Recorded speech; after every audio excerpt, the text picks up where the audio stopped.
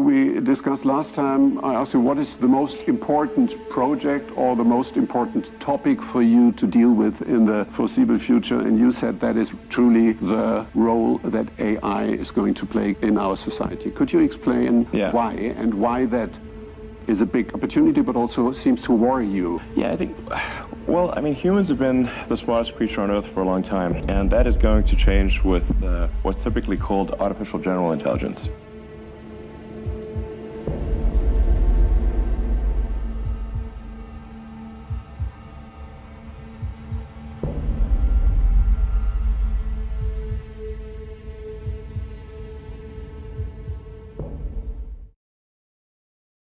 안녕하세요. 주니어 스타트업 이주아 대표입니다. 오늘은 인공지능과 경쟁해야 하는 우리 아이 어떤 능력을 키워야 할까를 주제로 마이크로소프트 테크놀로지 센터 총괄 이사님이시자 건국대학교 신산업융합과 겸임교수를 맡고 계신 권호성 교수님을 모시고 함께 이야기를 나눠보려고 합니다.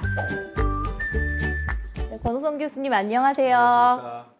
네, 앞서 영상에서 2045년이 되면 인공지능의 지능이 인간의 10억 배에 도달하고 그로 인해 현존 직업의 60%가 인공지능에 의해서 사라진다고 언급이 되었는데요. 이게 요즘 말로 실화인가요? 네, 실화가 맞습니다. 이미 기업에서는 변화가 시작돼서 체감을 하고 있습니다. 여러 직업이 지금 인공지능에 의해서 대체가 되고 있고 사라지고 있어요. 그럼에도 불구하고 많은 기업에서 필요한 인재 충원은 어렵다고 하소연들을 하고 계십니다. 인재 충원이 어렵다고요? 그럼 취업이 잘 돼야 맞는데 최근에 뉴스 기사를 보니까 2011년 이래로 취업률이 가장 낮다고 하더라고요. 왜 구직자들은 취업이 안 된다고 하고 그리고 기업은 인재 충원이 어렵다고 하는 걸까요? 아시다시피 4차 산업혁명의 핵심 키워드는 빅데이터, 로봇, 인공지능, 사물 인터넷입니다. 4차 산업혁명의 핵심이 되는 분야의 직종은 계속해서 인력을 충원하고 있지만 그렇지 않은 직종은 계속해서 일자리가 줄고 있으니까 그런 현상들이 생기는 거거든요. 좀 더 자세히 설명드리면 빅데이터의 경우 방대한 양의 데이터를 가공하고 처리해서 전에는 몰랐던 새로운 가치 있는 정보를 뽑아내서 활용하는 분야입니다. 대표적으로 빅데이터 전문가, 데이터 사이언티스트, 빅데이터 플랫폼 개발자 같은 이제 직업이 있고 그 외에도 빅데이터 폐기물 관리자, 데이터 인터페이스 전문가 이런 이제 전문적인 직업들도 나올 거로 예상됩니다. 빅데이터 관련 분야에서도 빅데이터 전문가는 많이 들어봐서 익숙한데 데이터 폐기물 관리자나 인터페이스 전문가는 좀 처음 들어보는 직업인 것 같아요. 맞습니다. 이외에도 4차 산업혁명 직업으로 떠오르고 있는 직업이 IoT, 사물 인터넷 관련 일자리인데요. 사물들끼리 네트워크가 연결돼서 서로 소통하고 새로 데이터를 공유하는 것을 말합니다. 요즘 TV 광고에 누구야 음악 틀어줘 라고 하면 그 기계가 실제로 음악을 트는 것이 대표적이라고 볼 수 있죠. 그렇게 말씀하시니까 되게 어려운 얘기였는데 한 번에 이해가 되네요. 예를 들어서 뭐 시땡아, 뭐 기가땡땡 뭐 이런 거죠. 네, 맞습니다. 이 분야 관련해서도 사물 인터넷 개발자는 물론이고 4차 산업혁명 일자리라고 할 수 있고 이외에도 너무나 다양하게 많은 직업들이 생겨날 거라고 예상하고 있습니다. 듣기만 해도 뭐가 엄청나네요. 그럼 앞선 영상에서 현존 직업의 60%가 사라진다고 해서 우리가 막 불안해하거나 뭐 걱정하거나 뭐 이럴 필요는 없는 걸까요? 이렇게 새로운 직업들이 계속 생겨날 테니까요. 이런 변화를 미리 예측하고 빠르게 대응한 인재는 지금 취업도 쉽고 여러 군데에서 취업 제의를 받고 있습니다. 하지만 이런 변화를 예측하지 못하고 기존의 방식대로 학습하고 취업 준비만 해온 친구들은 앞으로 미래를 걱정해야 합니다.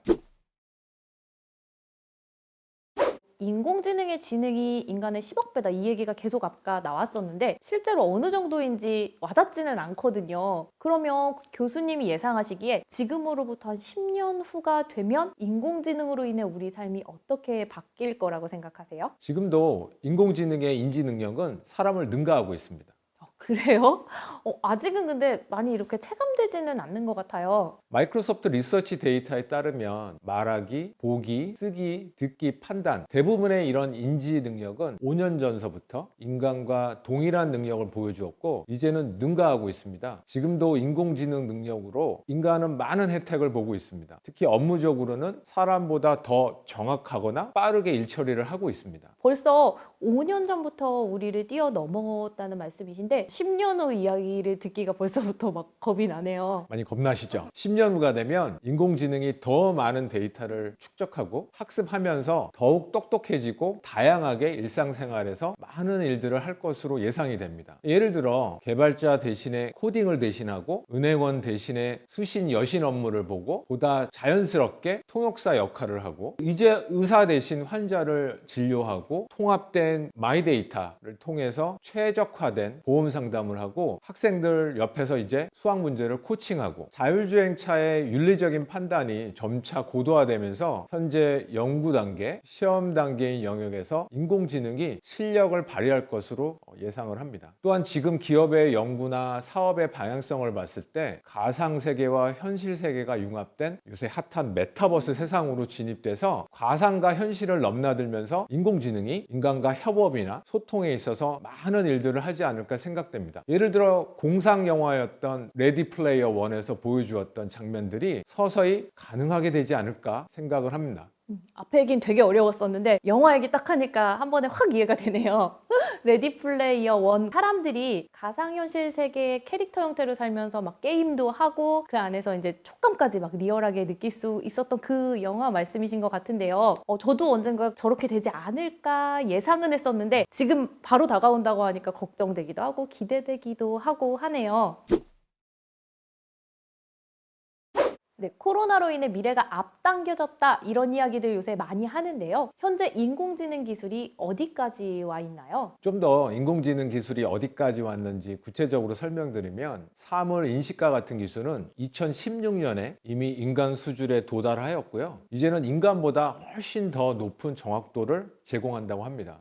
보통 인간의 정확도가 95%인데 이를 넘어섰다는 거죠. 심리학자들이 밝혀낸 바에 따르면 인간의 정신활동은 크게 시스템 1과 시스템 2로 구분된다고 하는데 방금 말씀드린 우리가 주변 사물을 인식하는 거, 소리를 듣고 방향을 알아채는 거, 모국어로 된 단순한 문장을 이해하는 거 이런 것들은 이제 시스템 1의 활동이라고 얘기를 합니다. 시스템 1은 주의를 기울이지 않아도 저절로 작동되는 직관적이고 빠른 정신 작업을 처리합니다. 따라서 그 시스템 1은 인공지능이 인간을 대체할 수 있는 수준에서 능가하는 수준까지 와 있습니다. 우리가 설 자리를 드디어 찾은 것 같아요.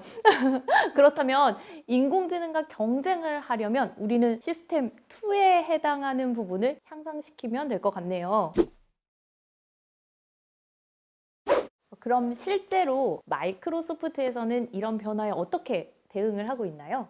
마이크로소프트는 전 세계 최고의 인공지능 기술, 인력, 도구를 가지고 있고 매년 많은 투자를 해오고 있습니다. 인공지능 기술을 특허화해서 전 세계에서 가장 많은 AI 특허를 가지고 있어요. 전 세계에서 또 가장 많이 인류가 사용하고 있는 어플리케이션 아실 것 같은데 오피스 아시죠? 오피스만 보더라도 오타 자동 변환하는 거, 번역, 디자인 추천, 자동 이력서 생성, 지능화된 검색, 많은 인공지능 기술이 탑재되어 있습니다. 또한 마이크로소프트는 인공지능 기업이나 조직을 많은 금액을 들여서 인수를 하고 있습니다. 대표적으로 인수했던 기업이 22조를 들여서 인수한 뉘앙스인데요.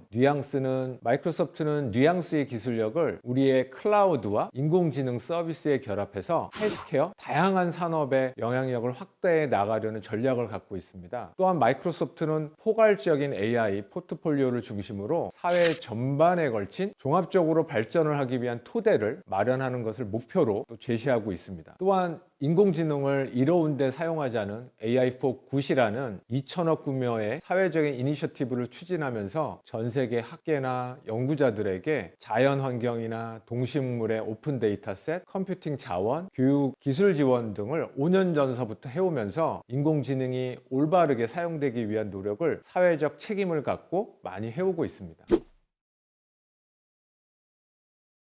마이크로소프트가 이미 다양한 준비를 하고 있군요. 아마 고민도 되게 많이 느껴지는 것 같아요. 지금보다 앞으로 더 많은 변화가 있을 것이라고 예상이 되는데요. 그럼 이런 시대에 어떤 인재가 필요할까요? 제 생각에는 4차 산업혁명 시대에는 민첩성, 애질리티를 갖고 있는 인재가 필요하지 않을까 생각이 됩니다. 민첩성이요. 뭔가 이렇게 후다닥 하고 빠르게 막 움직이는 뭐 그런 거 말씀하시는 걸까요?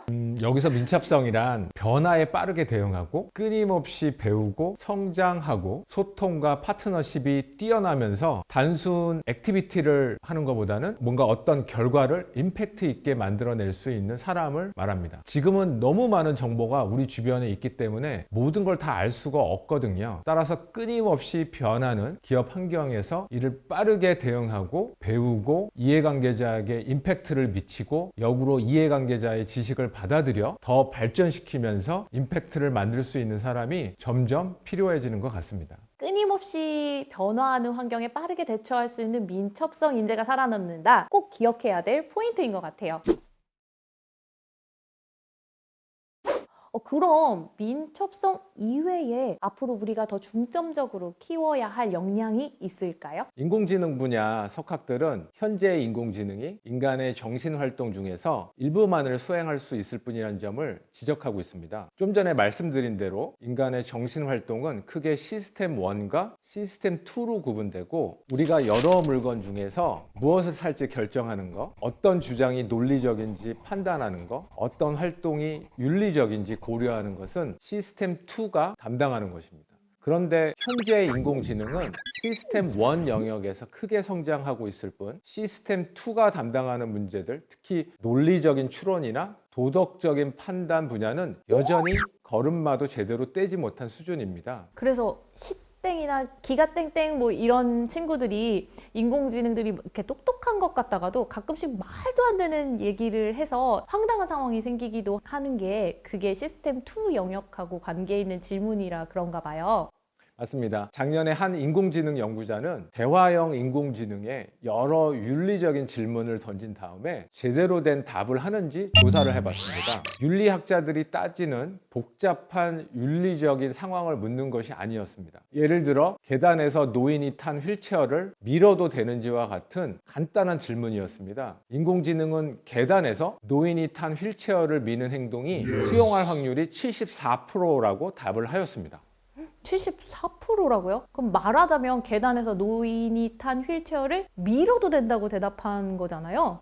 굉장히 충격적인 부분이네요. 비슷하게 법률에 관련된 질문에도 제대로 답을 못했습니다. 1,000만 원짜리 평범한 중고차 거래에서 위약금으로 10억 원을 물기로 하는 계약이 유효한지 물어봤습니다. 인공지능은 계약서에 그렇게 적혀 있다면 유효하다고 답을 하였습니다. 그래서 이런 경우들을 보면 법적으로 타당하지 않을 뿐만 아니라 상식에도 반하는 것을 우리는 알 수 있는 거죠.